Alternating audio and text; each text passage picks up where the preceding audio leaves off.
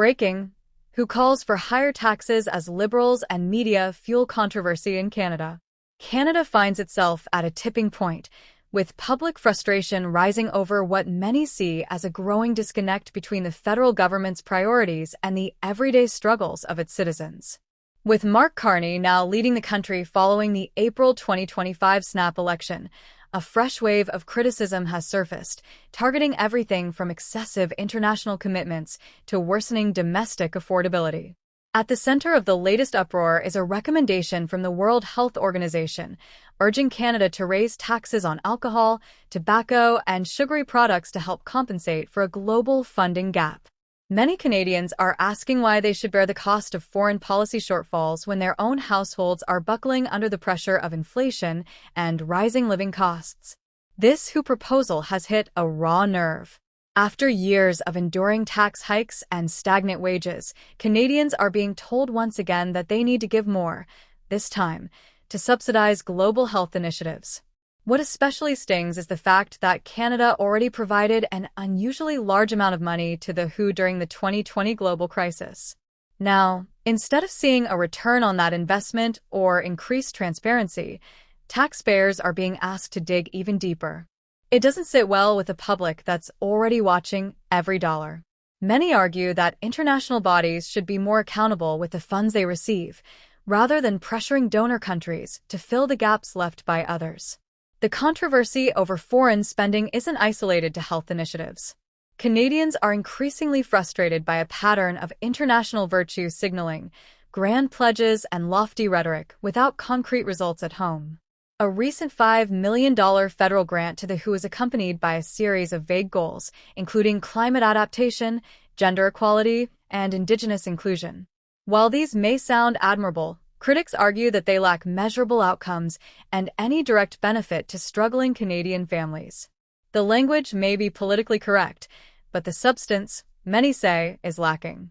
Domestically, the situation is becoming more fragile by the day.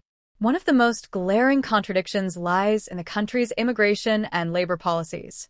In the past year alone, Canada welcomed over 750,000 newcomers, yet created only around 30,000 new jobs. That imbalance has placed enormous pressure on infrastructure, housing, and public services. It's not a question of whether immigration is good or bad. Most Canadians support a reasonable, well-managed system, but when jobs are scarce and services are stretched, adding population at this rate feels reckless. People want fairness, not chaos. The housing market in particular is in deep trouble.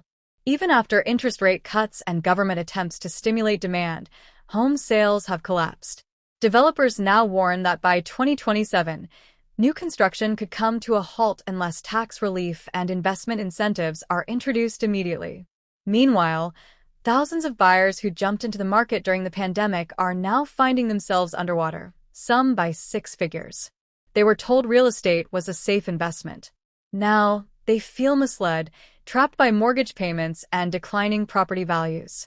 British Columbia has become a focal point for criticism after it was revealed that federal funding, through the Canada Infrastructure Bank, was used to finance $1 billion in new BC Ferries vessels.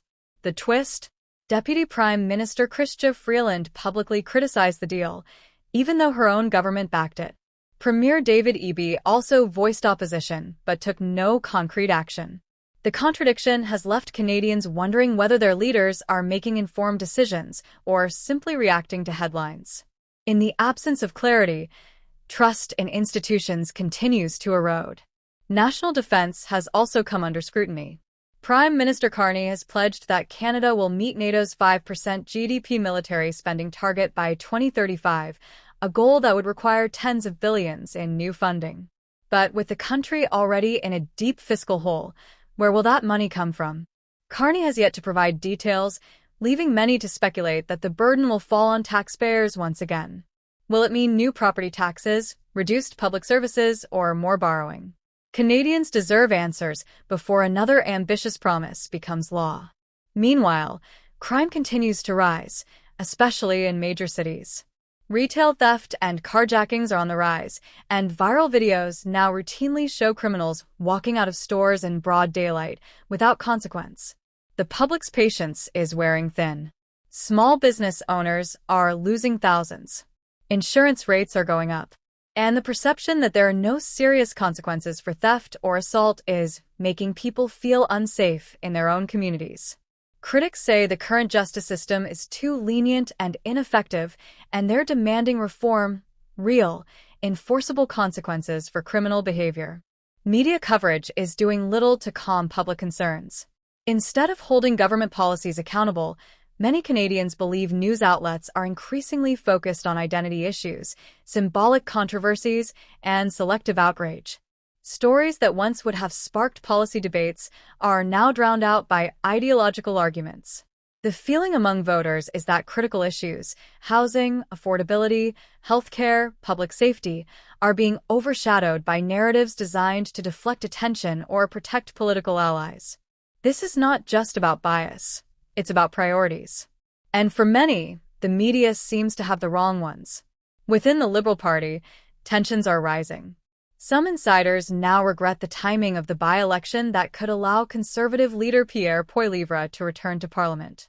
They argue that it should have been delayed until after the Conservative leadership review scheduled for early 2026. But that option is no longer politically viable. Delaying the vote would be seen as weak and cowardly. Going forward with it means facing Poilievre directly, something Carney may not be fully prepared for. Either way, the Liberals are vulnerable, and they know it. Despite all the controversy, Canadians aren't asking for miracles. They want clarity. They want their government to prioritize issues that affect their daily lives: jobs, affordability, public safety, and housing. They are not opposed to supporting global efforts or progressive causes, but not at the cost of local neglect. There is a growing demand for competent, measured leadership that understands the balance between international engagement and national responsibility. That balance has felt out of reach for too long. The next few months will be critical. With economic uncertainty mounting and public confidence faltering, the government faces a tough road ahead. If it continues down the current path, expanding commitments abroad while leaving Canadians behind at home, the political backlash may be swift and decisive. Voters are no longer content with smooth talking and buzzwords. They want results. And for the sake of Canada's social cohesion and democratic health, those results need to come soon.